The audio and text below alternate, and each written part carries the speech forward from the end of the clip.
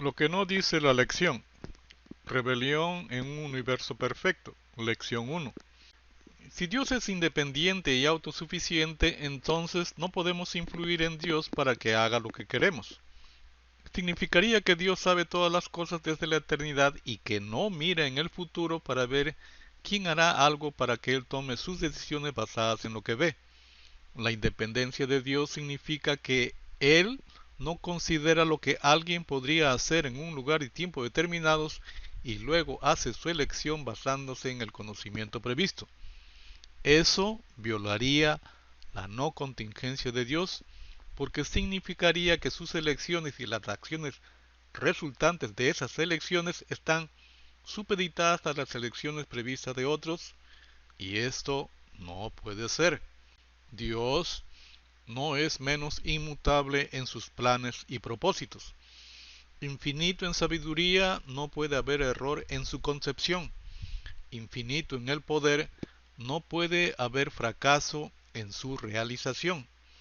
Es tan perfecto el plan que no tiene otro plan. Elabora un solo y único plan que tiene un objetivo y tiene un propósito, de tal manera que es capaz de lidiar con cualquier circunstancia que pudiera ocurrir en el desarrollo del plan, como el caso que nos toca en esta lección, pecado, que es rebelión, que produce separación, muerte. El resultado de la efectividad del plan de Dios dice así: destruirá a la muerte para siempre, y enjugará Jehová el Señor toda lágrima de todos los rostros, y quitará la afrenta de su pueblo de toda la tierra, porque Jehová lo ha dicho. Enjugará Dios toda lágrima de los ojos de ellos, y ya no habrá muerte, ni habrá más llanto, ni clamor, ni dolor, porque las primeras cosas pasaron. Si todo lo que existe ha sido creado, visible e invisible, en algún momento en el infinito Elohim estuvo solo. Si Dios es un ser que existe por sí mismo, por lo cual no necesita de nadie, de nada ni de nadie para ser, entonces, ¿por qué creó?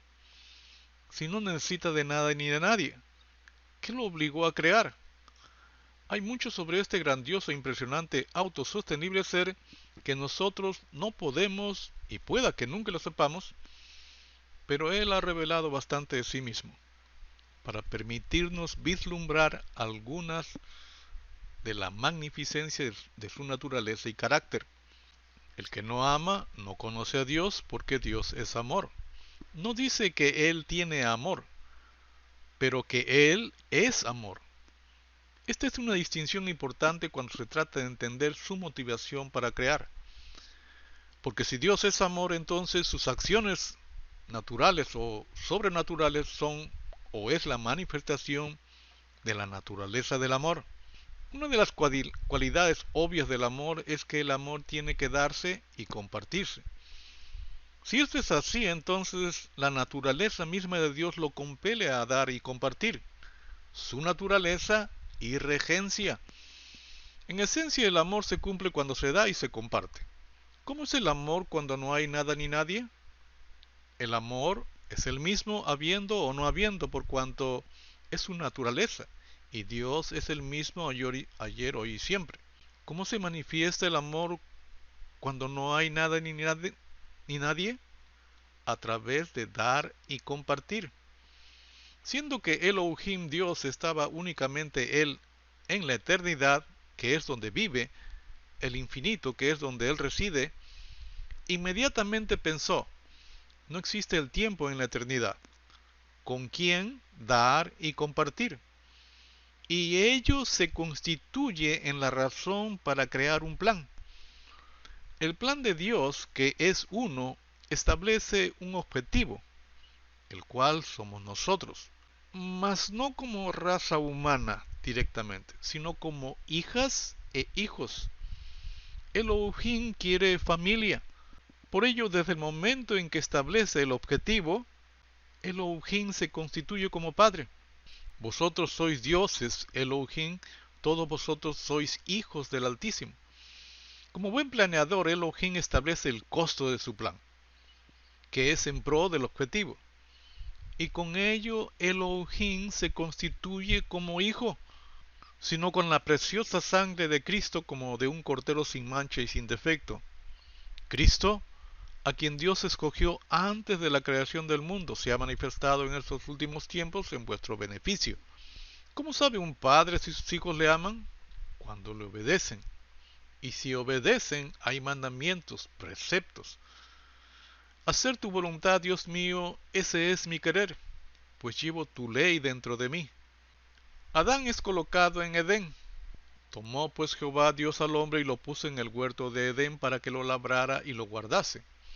El regalo más grande que Dios haya dado al hombre es el regalo de la voluntad o libre albedrío, y con ello le dio el mismo poder que tiene él, que es llamada voluntad soberana. Y mandó Jehová Dios al hombre diciendo, de todo árbol del huerto podrás comer, libertad para comer de cualquier árbol. Mas del árbol de la ciencia del bien y del mal no comerás, porque el día que de él comieres, ciertamente morirás. En esta ocasión, restringe la libertad de comer de cualquier árbol, y con ello activar el poder de decidir. Por otro lado, libertad sin ponerle límites es libertinaje. Esta es la razón por la cual la voluntad o libre albedrío debe ser regulada. No se puede dejar que la voluntad o libre albedrío ande desenfrenada. Esta es la razón por la cual Dios creó las leyes. Las leyes no son para coartar la voluntad o libre albedrío. No son creados para sofocar la voluntad o libre albedrío.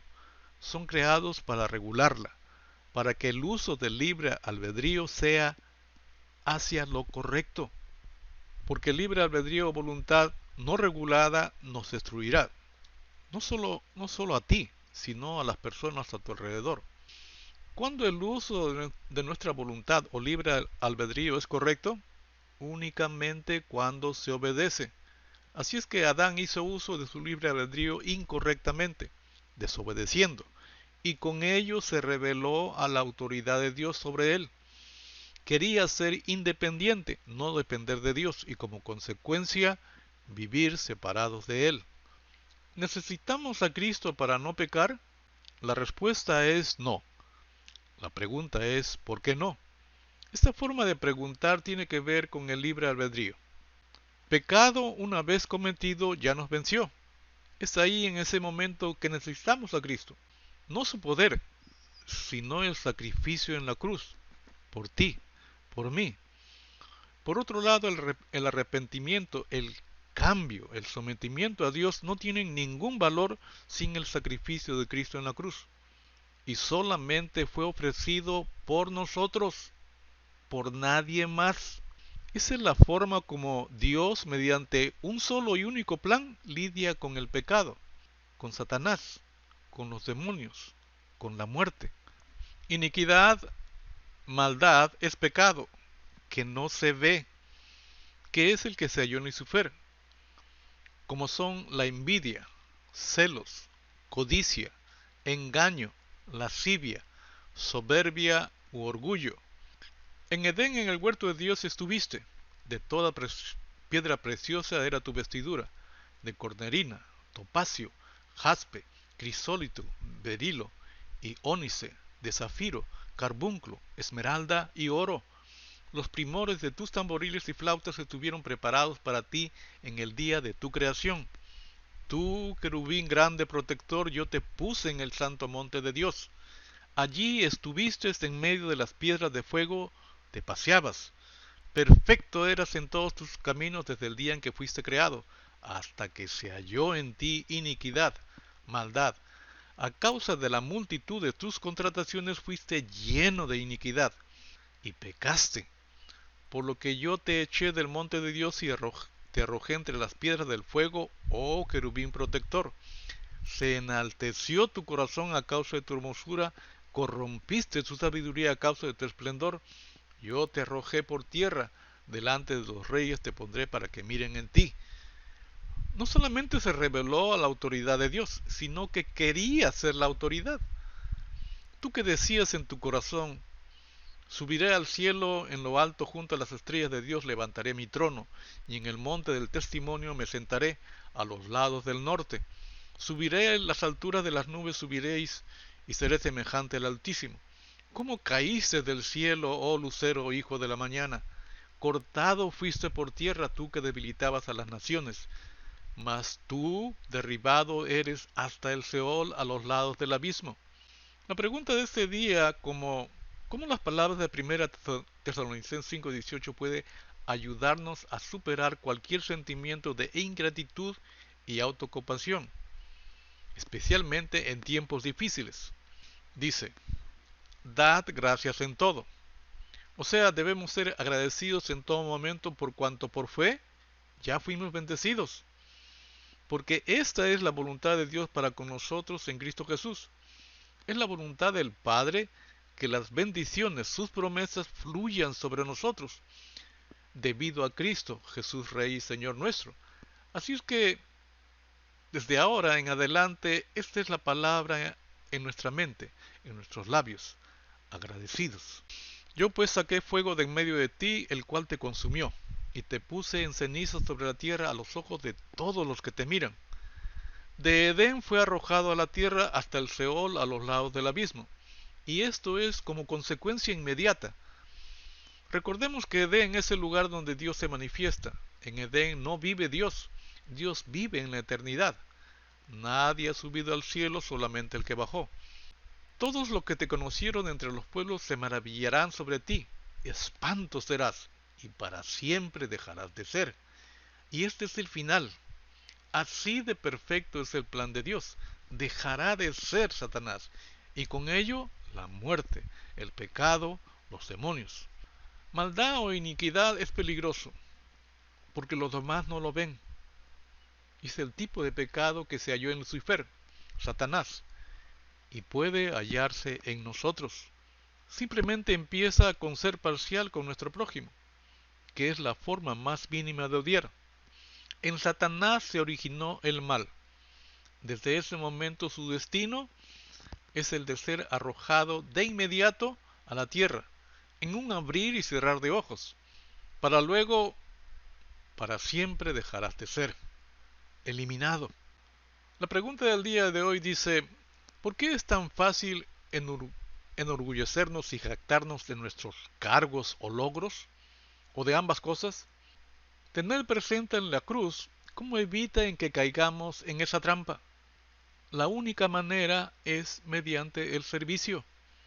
Pero Jesús los llamó y les dijo, vosotros sabéis que los que son tenidos por gobernantes de los gentiles ejercen sobre ellos su señorío, y sus grandes ejercen sobre ellos su autoridad. Pero en vosotros no será así, sino que el que quiere hacerse grande entre vosotros será vuestro sirviente. Y el que entre ustedes quiera ser el primero, el líder, deberá ser como el esclavo. Así es que el líder no es cuántos te siguen, sino a cuántos sirves. Porque ni aun el Hijo del Hombre vino para que le sirvan, sino para servir y dar su vida en rescates por muchos. Cristo sirvió a muchos a través de su misión, el sacrificio en la cruz. ¿Mediante qué servicio podemos servir a muchos? La propagación de la incredulidad empezó con Adán, que al hacer uso de su libre albedrío incorrectamente, desobedeciendo, se rebeló a la autoridad de Dios queriendo independencia, no más depender de Dios, y por ello fueron arrojados de Edén inmediatamente. Mas queriendo regresar ellos a Edén, puso Dios ángeles y una espada flamígera que impedía que alguien llegase al árbol de la vida. Pecó Adán en Edén, al igual que el querubín cubridor. Edén es el lugar donde Dios se manifiesta. Dios no vive en Edén. Adán fue arrojado de Edén inmediatamente. Lucifer también. Y pecaste por lo que yo te eché del monte de Dios y te arrojé de entre las piedras del fuego, oh querubín protector. Yo te arrojaré por tierra. Delante de los reyes te pondré para que miren en ti. Yo pues saqué fuego de en medio de ti, el cual te consumió y te puse en ceniza sobre la tierra a los ojos de todos los que te miran. O sea, inmediatamente fue arrojado a la tierra de Edén. Habiendo sido vencido, enjuiciado y condenado, y para siempre dejó de ser, no tiene ninguna autoridad sobre nosotros, por lo cual la lucha es en contra nuestra tendencia al mal, nuestra propia concupiscencia. ¿Quién nos separará del amor de Cristo? ¿Tribulación, angustia, persecución, hambre, desnudez, peligro o espada? Pecado siempre su intención es de separarnos de Dios. Antes en todas estas cosas somos más que vencedores por medio de aquel que nos amó. Al vencer somos más que vencedores. La pregunta es, ¿qué es ser más que vencedor? Porque si nos contentamos con vencer y no sabemos qué significa ello ante Dios, no hemos llegado a ser lo que el sacrificio de Cristo quiso que fuésemos. Hasta aquí nuestra contribución a la lección.